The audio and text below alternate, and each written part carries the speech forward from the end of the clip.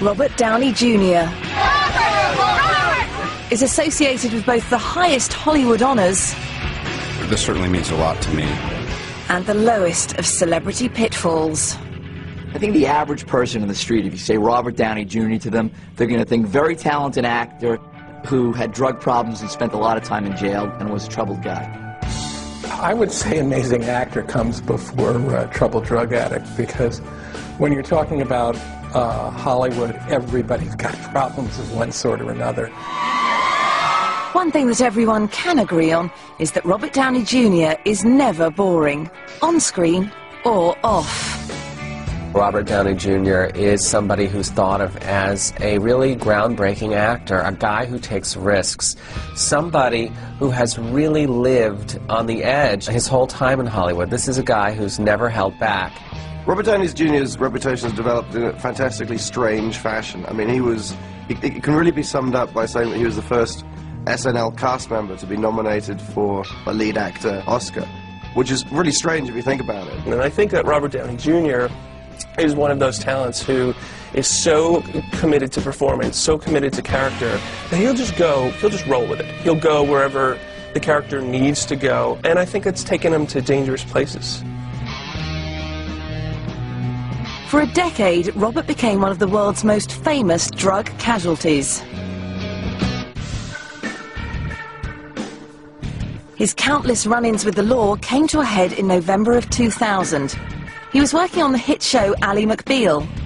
When the show broke for the Thanksgiving holiday, Downey checked into a hotel in Palm Springs for 4 days of debauchery.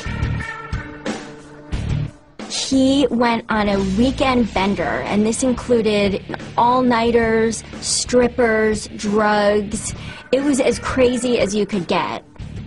His weekend ended on a very bad note. Cops ended up coming to his hotel room, and they found 4 ounces of cocaine and a Wonder Woman costume from some woman who had skipped out just before they got there. Robert Downey Jr. has said that this period was his rock bottom. I just didn't think it was the end of Robert Downey Jr. career-wise. I thought Robert Downey Jr. would wind up being dead somewhere. Robert not only lived, he rose from the ashes to pull off one of the most unlikely comebacks in Hollywood history. Thanks in no small part to a group of supporters who were always willing to give him another chance. So I'll do a line, you do a line.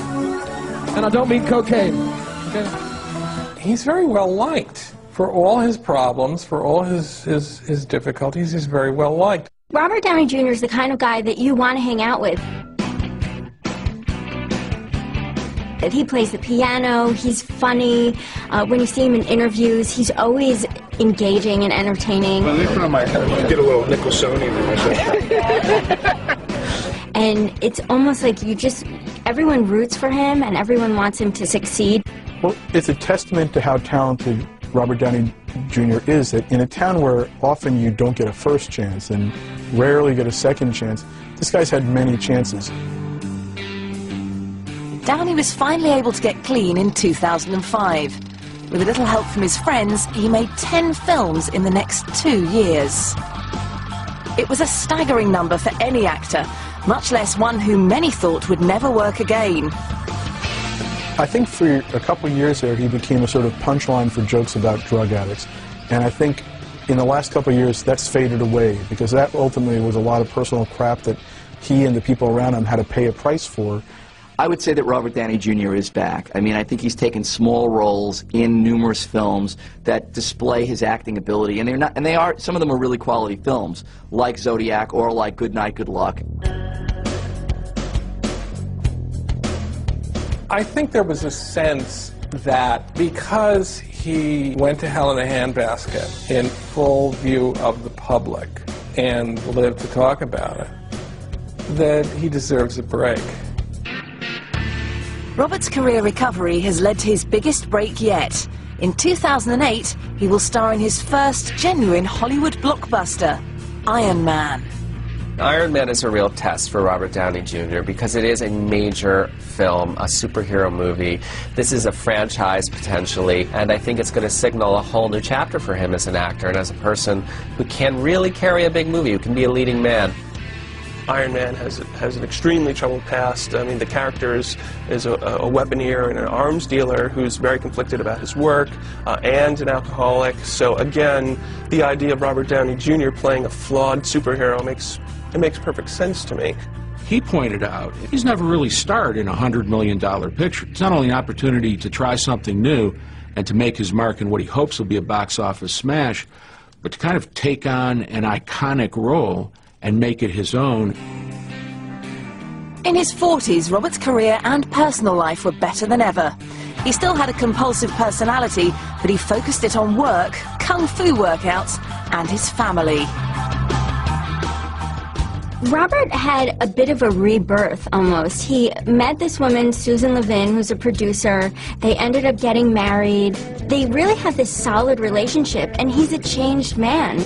Once a definitive decision is made, and I know that there's all the stuff about it's a disease, it's a moral dilemma, it's this, it's all this other stuff, but I think at the end of the day, it's the lack of making a solid personal decision.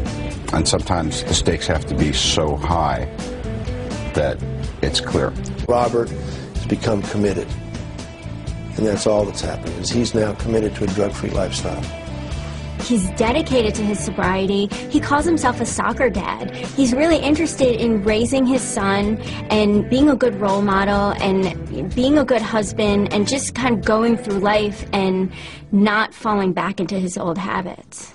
Well, they'll find I'm not under the influence because that's no longer an option. It's just too much fun doing stuff like this. Though he became clean and sober, Robert still bears some scars, but most feel he wears them well. You really see in his face and in his performances the entire arc of his life. He's bringing a complexity and a real pathos to his roles that I think comes through, that the pain that he's felt in his life, the reversals that he's felt are there, and I think that they've made him a better actor.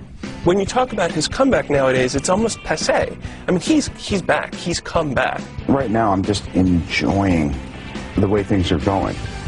And I certainly wouldn't want to imagine that I've arrived anywhere, but I'm certain, you know, I'm moving, and that feels good.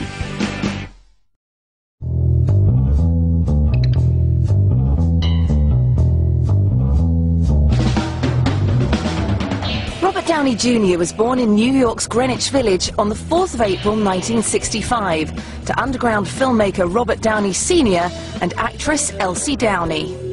I don't think Robert Downey Jr. had an Ozzie and Harriet childhood. I think he had a much more sort of hippie, freaky, cool childhood. Robert grew up in this very bohemian culture. His father was an underground filmmaker, made a lot of sort of strange films, like one called Pound, that had people playing dogs.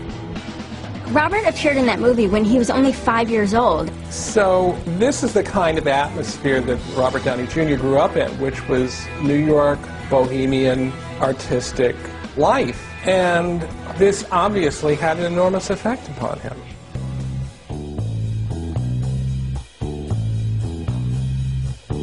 Filmmaking wasn't the only thing that Robert was introduced to at an early age. Robert Downey Jr. says that it was his father who actually introduced him to drugs, you know, gave him his first hit of marijuana when he was like 8 years old. Robert Downey Sr., some would say maybe he wasn't the best father, but he certainly imparted his son with a lot of gifts, the gift of the gab, and a sense of adventurousness. And that just simply can't be overstated as a positive. It can't be. Because so many actors, the vast majority of actors, will play it safe.